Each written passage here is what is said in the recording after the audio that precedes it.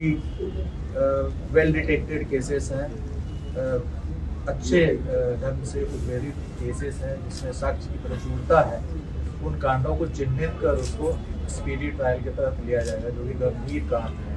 अभी आपने देखा होगा कि बीएनएसएस में अपराधियों के द्वारा अर्जित संपत्ति को जब्त करने के लिए पृथक प्रावधान का समावेश किया गया। जो बीएनएसएस में संशोधन हुआ है उसमें अलग से प्रावधान किया गया है। इस प्रावधान को हम लोग सख्ती से लागू करेंगे, थाना स्तर पर लागू करेंगे और हर थाना को कम से कम महीने में 1-2 ऐसे मामले चिन्हित करने पड़ेंगे, पता लगाने पड़ेंगे अपराधियों की संपत्ति को और उसको त्वरित रूप से सप्ताह भर 10 दिन के अंदर में उसको अटैच करने का पावर पुलिस को है।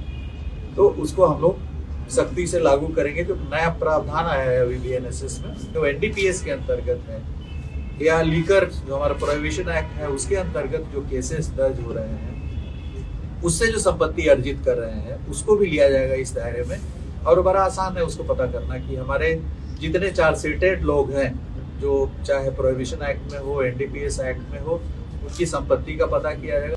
जो लॉ एंड ऑर्डर से संबंधित केसेस हैं उसमें जो भी गिरफ्तारियां वांछित है उसको एक अभियान चलाकर युद्ध स्तर पर उनकी गिरफ्तारियां होंगी। लॉ एंड ऑर्डर से रिलेटेड केसेस को भी हम लोग स्पीडी ट्रायल में लेंगे, क्योंकि शुरू में तो कुछ गिरफ्तारियां हो जाती है लेकिन शेष गिरफ्तारियां काफी लंबे समय तक लंबित रह जाती है किसी कांड में, तो उन सभी की समीक्षा की जाएगी। अपराध नियंत्रण हमारा मूल उद्देश्य है। अपराध नियंत्रण के लिए पुलिस की विजिबिलिटी बढ़ाई जाएगी और अभी हमारे पास डायल 112 के भी करीब 2000 वाहन उपलब्ध हो गए हैं।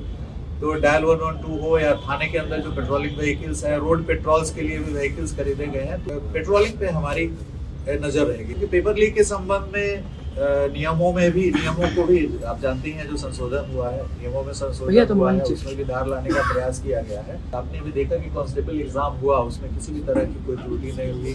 कल जो बीपीएससी का एग्जाम हुआ उसमें भी जहाँ तक हम आप ही लोग मीडिया रिपोर्टिंग से देख पाए हैं कि वो कुछ अफवाहें फैली थी, लेकिन कोई इस तरह का मजबूत आधार अभी तक नहीं मिला है कि उसमें क्वेश्चन लीक हुआ। तो हमारा राज्य ही है जिसमें अभी जो बड़े स्तर पे जो कांस्टेबल का एग्जाम हुआ तो वो भी बहुत बड़ा एग्जाम था, कई फेजेज में हुआ था, 4-5 फेजेज में हुआ था। बीपीएससी का भी एग्जाम हुआ है जो सबसे महत्वपूर्ण एग्जाम है स्टेट का। तो ये प्रभावकारी ढंग से, अच्छे ढंग से हम जो लीक कराने वाला गैंग है उससे हम 2 कदम आगे रहें ताकि उनकी मंशा को हम विफल कर सकें। एसएमयू को हम लोगों ने कन्वर्ट कर दिया साइबर पुलिस स्टेशंस में। हर जिले में साइबर पुलिस स्टेशंस हो गए। बिहार उन कुछ राज्यों में से है जहां पे हर जिले में पृथक रूप से नोटिफाई हो गया साइबर पुलिस स्टेशन। उसके लिए जमीन हम लोगों ने चिन्हित कर दिया है और देश में हम पहला राज्य है, प्रथम स्थान पर है जो जितना साइबर फ्रॉड हुआ है उसके जो प्रतिशत बैंक में हम लोगों ने जो रोका है पैसा, जो होल्ड कराया है पैसा, उसमें Bihar is the top state जिसने आई थिंक माननीय बिल से 35% और 35% हम लोग पैसा, यदि 100 रुपया साइबर फ्रॉड हुआ तो 35 रुपया हम लोग बैंकिंग सिस्टम में रोक पाए हैं और जो विक्टिम है उसको उतना पैसा हम लोग in due course of time court के आदेश से हम लोग मुहैया करा देंगे। बिहार की जनता से हमारी अपील है कि जो पुलिस की व्यवस्था है, अवधारणा है, जो भी कानून है वो सिर्फ पुलिस के लिए नहीं है, उसमें हर स्टेप पे जनता का इन्वॉल्वमेंट है। तो जनता से अपेक्षा है कि आप पुलिस के साथ कंधे